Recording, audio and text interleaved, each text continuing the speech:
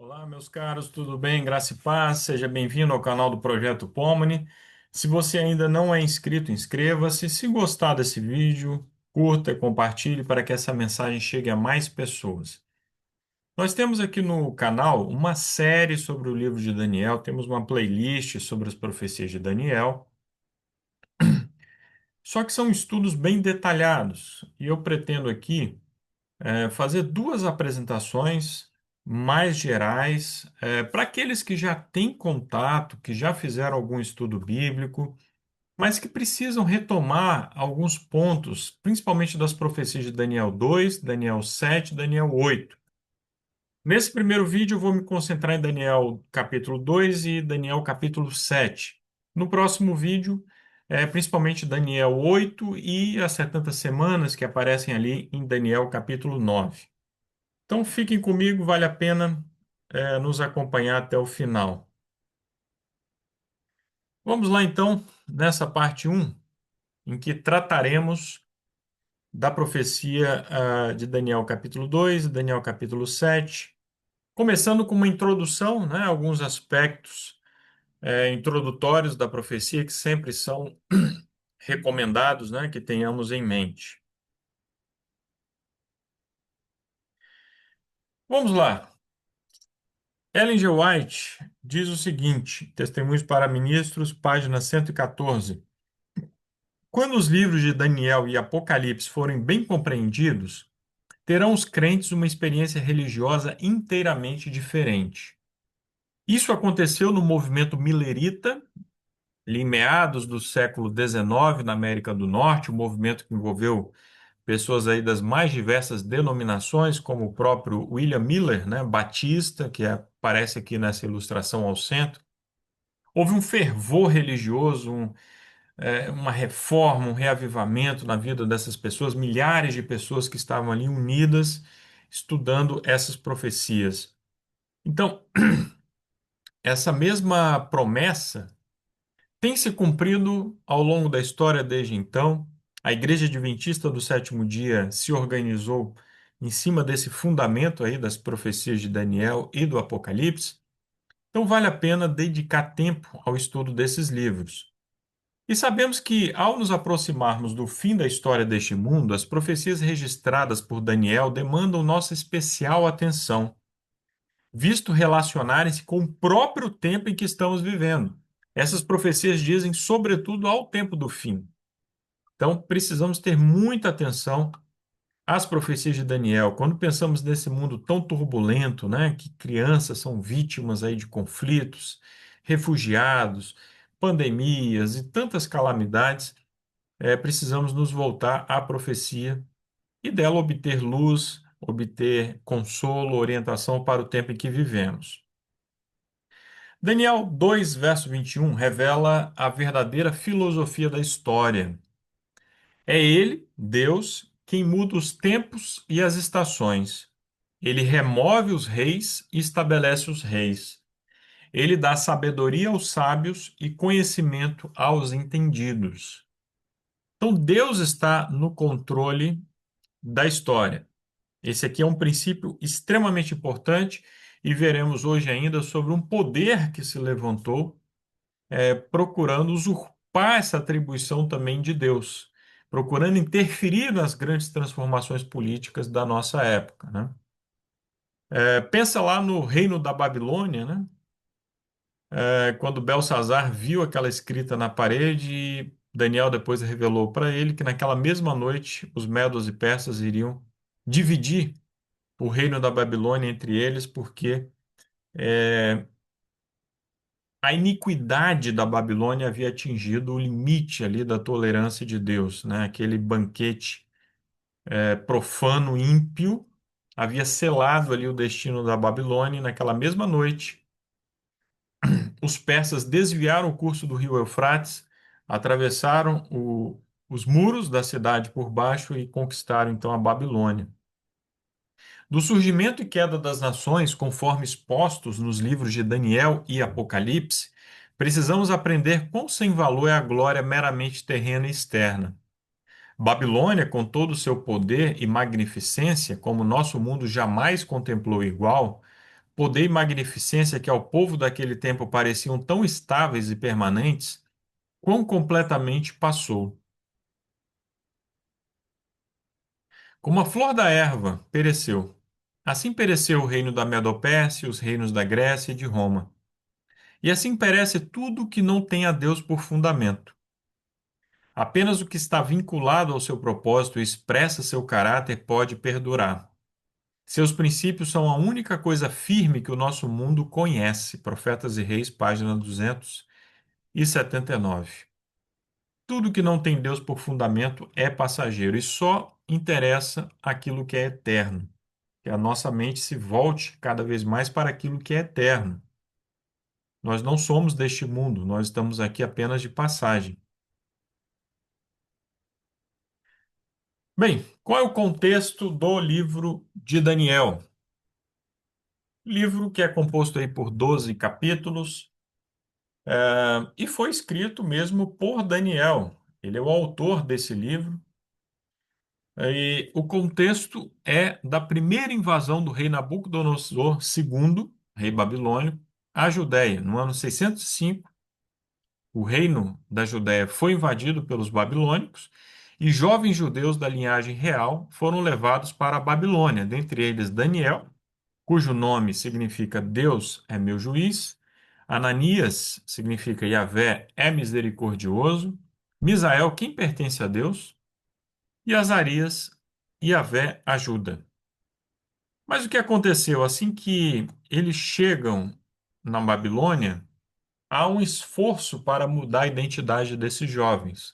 Há um esforço para que eles fossem absorvidos pela cultura pagã da Babilônia.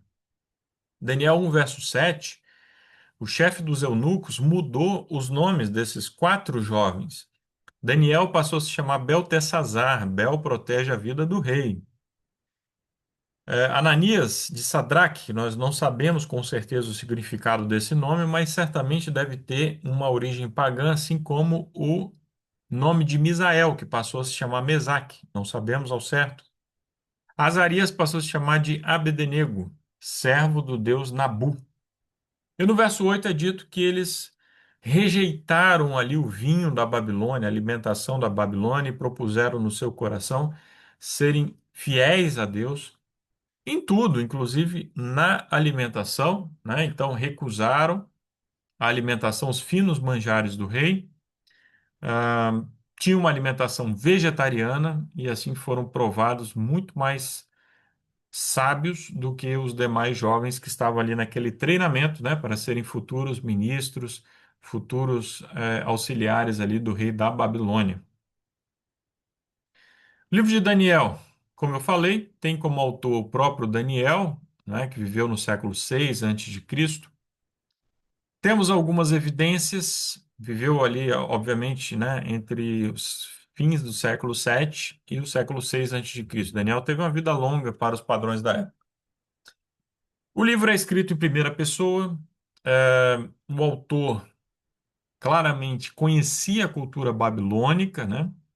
Aqueles que não são do contexto da história, né? Aqueles que não têm formação em história, talvez não conheçam o termo anacronismo.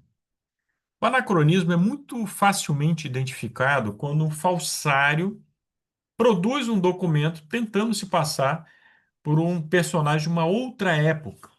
Então vamos contextualizar isso. Vamos supor que hoje, em 2025, alguém quisesse se passar ali por um integrante ali da frota de Pedro Álvares Cabral, né? Frota que chegou ao território que mais tarde aqui ficou conhecido como Brasil em 1500. Bem, o falsário, se não estivesse muito bem ambientado, muito bem informado sobre o contexto ali das grandes navegações, do mundo de 1500, ele deixaria passar algumas informações nesse documento que não são da época, são posteriores, né? Porque nós tendemos a enxergar outras épocas com as lentes da nossa própria época. Então, aí que acontecem os anacronismos. Vamos supor que ele mencionasse ali numa memória, né, que supostamente seria de um integrante ali, um marinheiro, alguém da comitiva ali do Pedro Álvares Cabral. Vamos supor que ele mencionasse ali, não sei, vamos falar aqui uma coisa bem absurda para ficar mais claro, mas canetas esferográficas, né?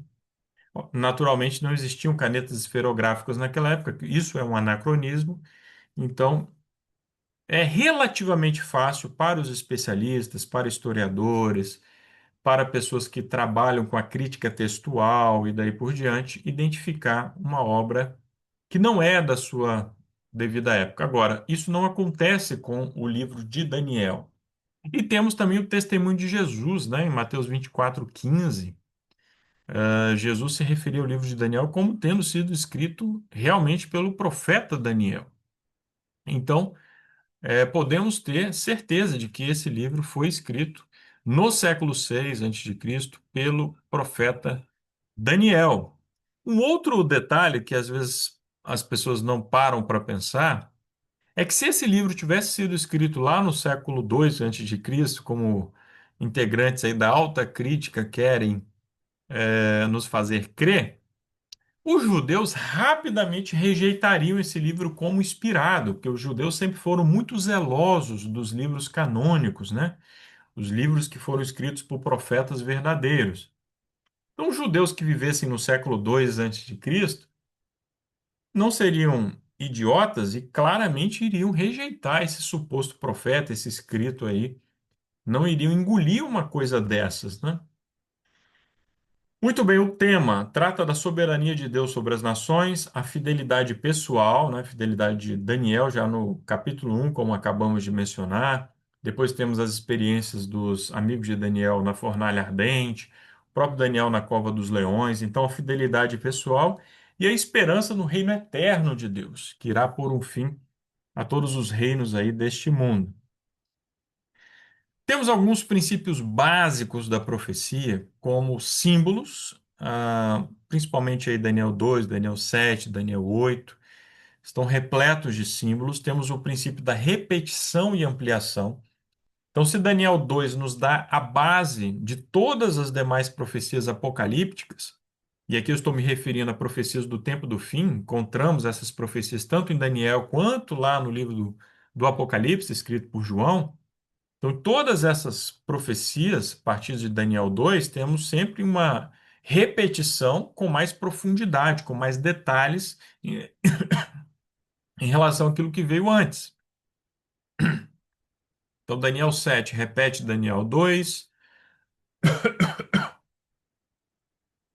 Daniel 8 vai trazer mais alguns detalhes, Daniel 11, principalmente, uma riqueza enorme de detalhes. Depois lá Apocalipse 13 vai retomar aí a visão de Daniel 7 com mais detalhes. Apocalipse 17 vai trazer mais detalhes ainda, então assim por diante. O padrão aqui em Daniel 2, 7 e 8 é que Daniel recebe os símbolos, de algum modo, com sonho, visão, não os compreende, ora e o anjo aparece então para lhe dar uma explicação. Outro princípio importante é do princípio dia-ano. Então, quando a profecia fala de dias, atuação de poderes durante determinados dias, tempos, temos que aplicar o princípio dia-ano. Ou seja, para cada dia, para cada tarde e manhã, ou seja, um dia, um ano. E uma das maiores evidências de que esse princípio está correto é que ele, aplicado à história, ele funciona, ele dá certo. Ok? Quando vamos entender então os acontecimentos ao longo da história, poderes que são mencionados aqui em Daniel 2, Daniel 7, aplicando um recorte temporal bem maior de anos, né, de séculos, nós percebemos que isso se encaixa perfeitamente, enquanto que tomar esses dias como literais não funciona sob qualquer prisma e qualquer análise não dá certo, ok?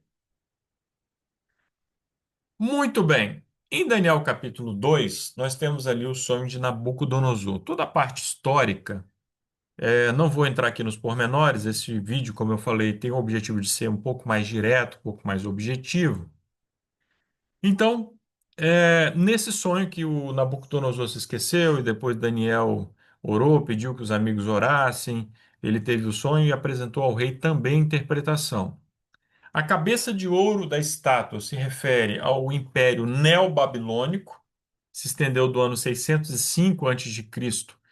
até o ano 539 a.C., quando o reino foi conquistado pelos medos e persas, como eu falei ali no início. O peito e os braços de prata se referem à Medopérsia, que começou ali com Ciro o Grande, um grande rei realmente, que libertou os judeus do cativeiro babilônico, enfim. Se estendeu até o ano 331 a.C., quando Dario III foi derrotado por Alexandre Magno. E aí começa o período do ventre e quadris de bronze, o reino da Grécia, né? Império de Alexandre Magno e dos sucessores, né, os reinos helenísticos, do ano 331 até 168 a.C., quando a República Romana estava estabelecendo as bases do Império Romano, que se estendeu até 476 depois de Cristo. Na ordem aí nós temos uma redução do valor, né, desses metais, porém eles se tornam cada vez mais resistentes. O metal mais forte é o ferro, realmente, né? Por fim, nós temos os pés de barro e ferro, né? Que eu já vou falar deles. E depois uma pedra lançada sem auxílio de mãos humanas, né? Se referindo aí ao reino eterno de Deus, que destrói aí todos os projetos iníquos do homem e estabelece, então, esse reino que vai durar por todos os séculos, né? Então, a volta de Jesus irá inaugurar esse reino eterno. Muito bem, sobre os pés de barro e ferro, lá em Daniel 2:43, nós lemos: misturar-se-ão com semente humana, mas não se ligarão um ao outro. Está se referindo aos reinos divididos da Europa após a desintegração do Império Romano do Ocidente. Então, os povos germânicos dividiram o Império Romano do Ocidente, estabeleceram reinos, né? Pensa, por exemplo, os visigodos lá na atual Espanha, os francos na atual França, enfim. E nos séculos seguintes, esses reinos tentaram se ligar, mas não foi possível reunificar a Europa Ocidental. Justiniano, no século VI depois de Cristo, tentou isso. Carlos Magno, no início do século IX, final do século VIII, início do século IX, tentou também. Carlos Magno, que foi o primeiro a ostentar o título de imperador no Ocidente, desde o fim do Império Romano do Ocidente. Tentou reunificar, mas não deu certo. Depois, logo depois, o império dele se fragmentou. E sem falar que ele não controlava todos os territórios do antigo Império Romano, né? Carlos V, na Idade Moderna, também fez uma tentativa. Napoleão Bonaparte, início do século XIX, né, o Império Napoleônico, ele tinha um projeto que depois a União Europeia, né, se aproximou bastante, mas não foi bem sucedido, né? As várias realezas aí, nós estamos aqui dando destaque a algumas dessas realezas aí, período ali do século XVIII, XIX, né, até o início do século XX. Quando a Primeira Guerra Mundial estourou na Europa, a Europa ainda era predominantemente monárquica e foi um conflito basicamente entre primos ali, né, guerreando, né? O Guilherme II ali do Império Alemão, o Jorge V, né, do Império Britânico, o Czar ou Czar Nicolau II do Império Russo. Depois, nós temos o Terceiro Reich, né, que dominou ali grande parte da Europa, né, praticamente aqui na Europa Ocidental só a Grã-Bretanha, né, que resistiu ao controle ali direto de Adolf Hitler. Mais recentemente temos aqui a União Europeia, né? Vejam que eles nem escondem nem a inspiração que vem da Torre de Babel, né? Aqui é o prédio do Parlamento Europeu e aqui uma representação artística da Torre de Babel. Mas será um reino dividido, continuará sendo um reino dividido. Tivemos uns anos atrás o Brexit, né? A saída do Reino Unido da União Europeia. Nem todas as nações aderiram à União Europeia, a Suíça, por exemplo, nunca aderiu, dentre outras. Algumas que aderiram à União Europeia nunca aderiram ao euro e permanece um reino dividido. Uniões temporárias ali não anula aí a profecia, não anulam a profecia. Ok? Bem, como eu falei, em Daniel 7 nós temos uma repetição e uma ampliação da visão de Daniel 2. Os mesmos quatro impérios são representados aqui.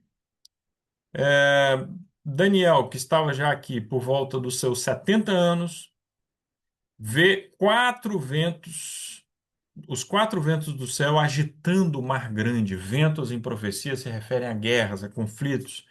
E o mar, uma referência aí aos povos, a multidões, nações, línguas, né?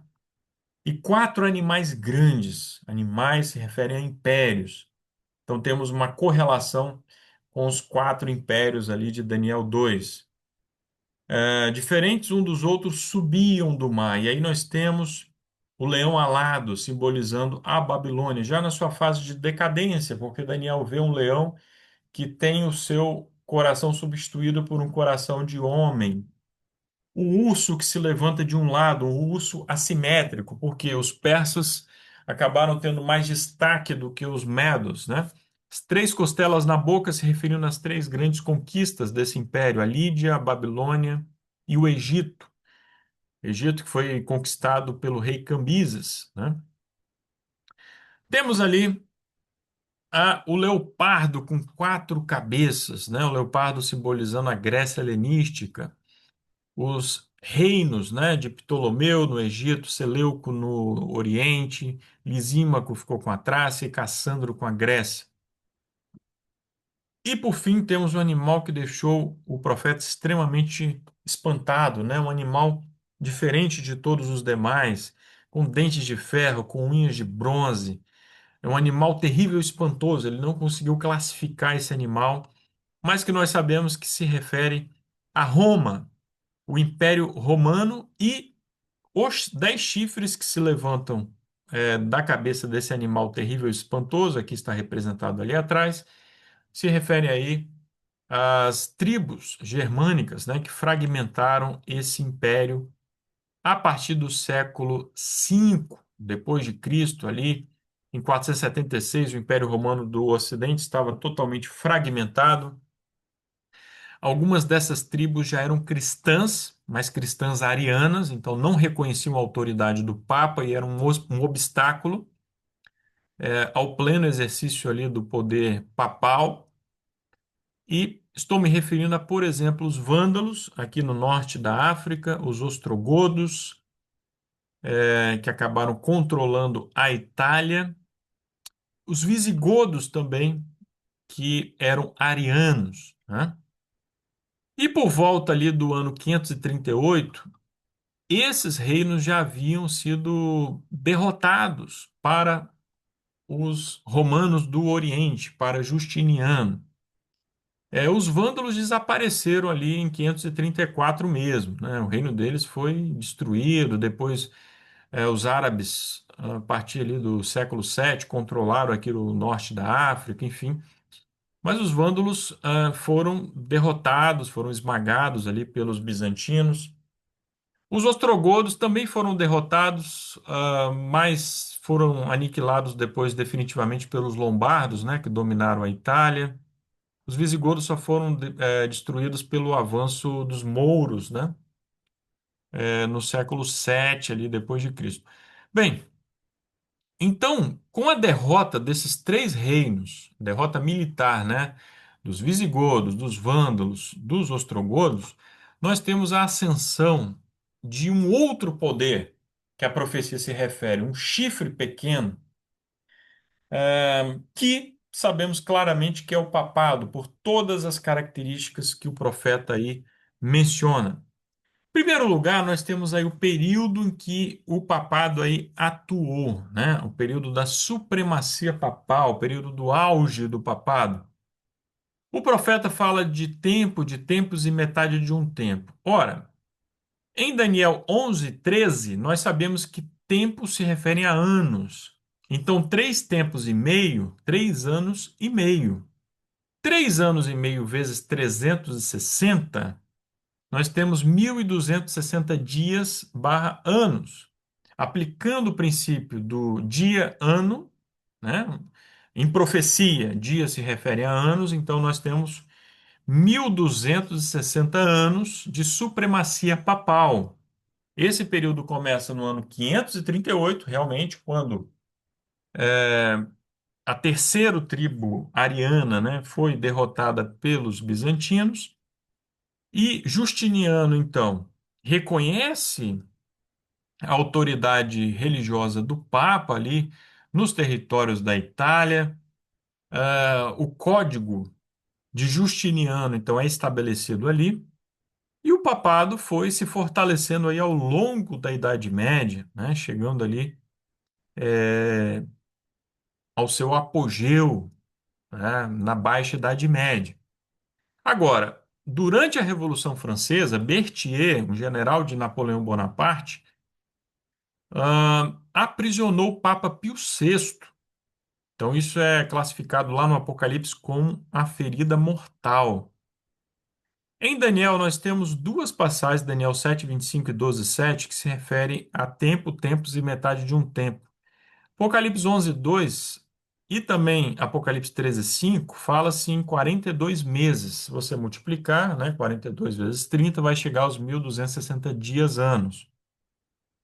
E Apocalipse 11:3, 12:6 e 12:14 não, perdão, 11:3 e 12:6 se refere ali a 1.260 dias. Apocalipse 12:14, assim como Daniel 7:25 e Daniel 12:7, se refere a tempo, tempos e metade de um tempo, né? Então, são várias passagens se referindo a esse período de supremacia papal, né? Lá em Daniel 7, depois Daniel 8, também fala lá de todas as características desse poder. É para não ficar nenhuma dúvida. Um poder que devoraria a terra, faria a terra em pedaços, pisaria a terra aos pés, faria guerra aos santos, proferia palavras contra o Altíssimo, palavras blasfemas, por exemplo, se arrogando no poder de perdoar pecados, né? Aquilo que só cabe a Deus, né? Magoaria os santos do Altíssimo, cuidaria em mudar os tempos e a lei, já vou falar melhor sobre isso. Se engrandeceria até o príncipe do exército, jogaria a verdade por terra, causaria estupendas destruições, faria prosperar tudo aquilo que quisesse, destruiria os poderosos e o povo santo, faria prosperar o engano, destruiria muitos que vivem despreocupadamente. Então, toda essa a estratégia do poder papal, desse chifre pequeno. Quando é dito ali que mudaria os tempos, né? Lembre-se, no início do estudo, eu citei a verdadeira filosofia da história, que é Deus é quem muda os tempos e as estações. Mas esse poder ímpio, esse poder iníquo, faria uma tentativa deliberada de exercer o poder que só cabe a Deus, né? O poder de dirigir o curso da história, os acontecimentos, as transformações políticas. E esse poder fez isso interferindo aí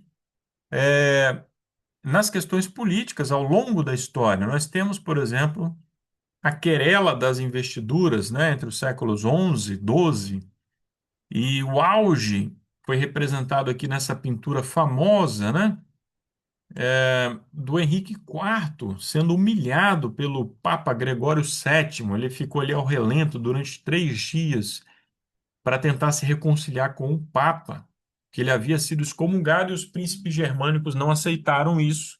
Então ele foi pressionado a se reconciliar com o Papa durante a chamada Querela das Investiduras, né?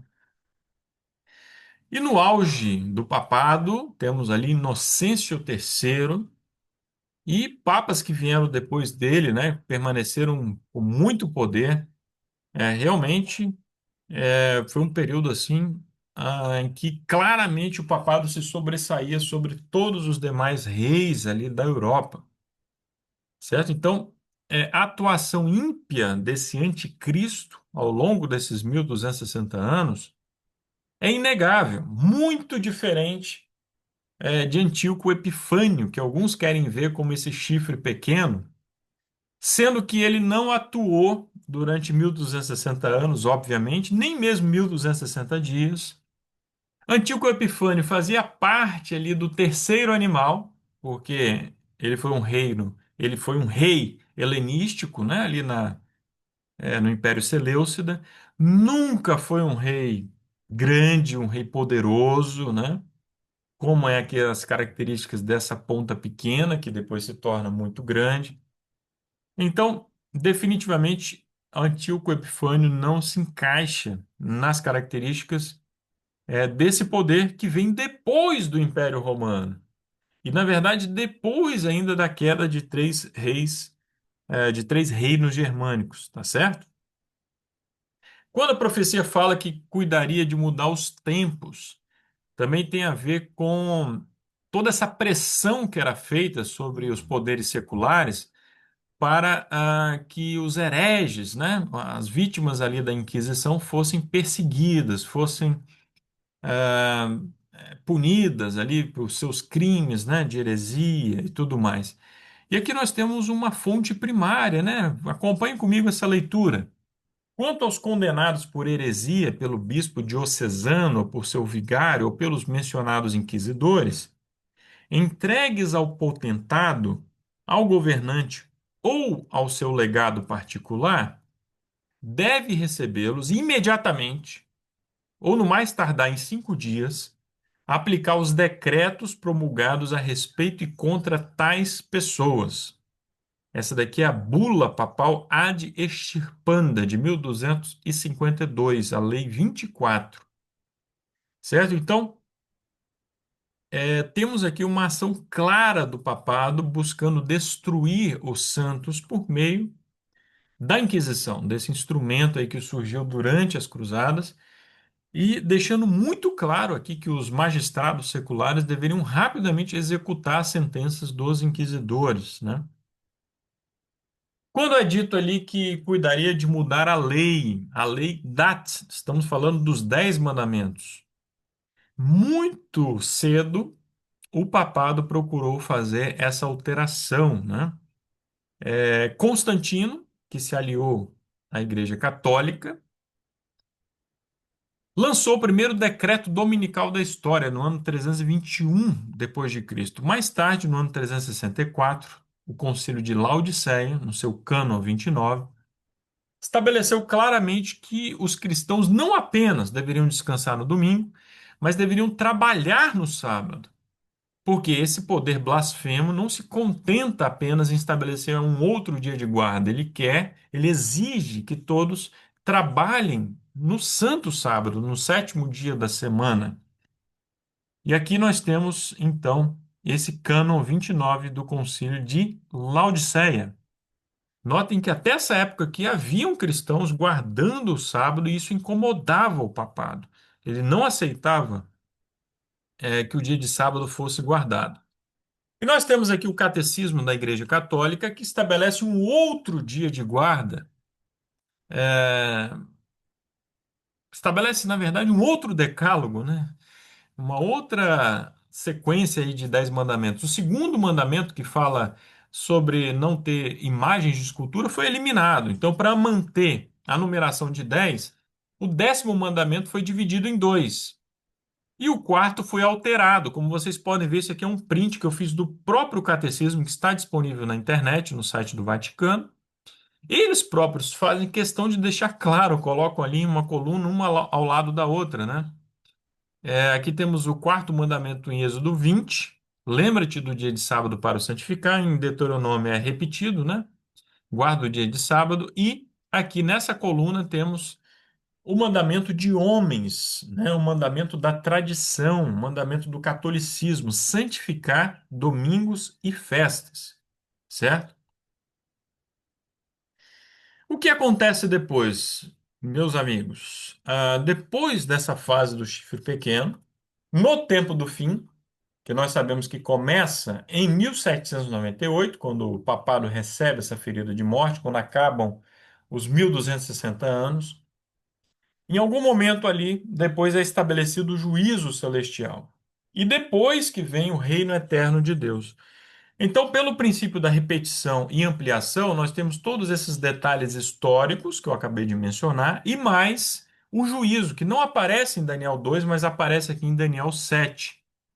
E o reino eterno de Deus já aparece lá em Daniel 2, que é a pedra lançada sem auxílio de mãos humanas, né?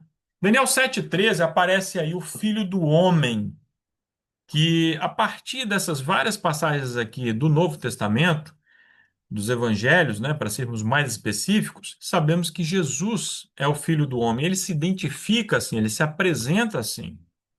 Daniel 7,14 é dito que ele recebe o domínio, a glória e o reino. Quando ele ascendeu aos céus, ele recebe todo esse domínio. Mas no verso 18 é dito que também os santos receberam o reino. Por quê? Porque nós iremos reinar com Cristo nos céus, né? Em atitude de reverência, iremos lançar as coroas aos pés de Cristo. Mas Cristo, em sua infinita misericórdia e graça, irá permitir que nós reinemos com Ele, primeiro durante 1000 anos no céu e depois por todo sempre aqui nessa terra renovada.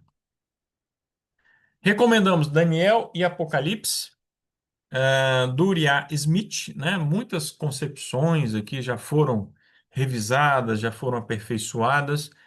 Mas é um livro que continuamos recomendando que vale a pena a leitura. Este daqui deve ser lido por todos aqueles que estão começando a estudar essas profecias que nós estamos apresentando aqui. É o livro 1844, uma explicação simples das principais profecias de Daniel, do Clifford Goldstein. E o livro do Mervyn Maxwell, Uma Nova Era segundo as Profecias de Daniel. Também alguns conceitos, algumas coisas aqui, algumas interpretações já foram superadas. No nosso estudo que nós já gravamos sobre Daniel 11, vocês podem identificar isso lá, né? Não concordamos com tudo aqui, mas é um bom livro que merece ser estudado. Investigarei as profecias, que são uma antecipação da história. Estudarei a história, que são as profecias cumpridas, e pela graça de Deus viverei como um herdeiro do reino. Se é esse o seu desejo, clame a Deus, peça a Deus que você possa então viver assim. Nós deixamos aí um grande abraço a todos, que Deus os abençoe. Até o nosso próximo estudo, que estudaremos Daniel 8, especialmente a profecia das 2300 tardes e manhãs, e Daniel 9, a profecia das 70 semanas. Até breve.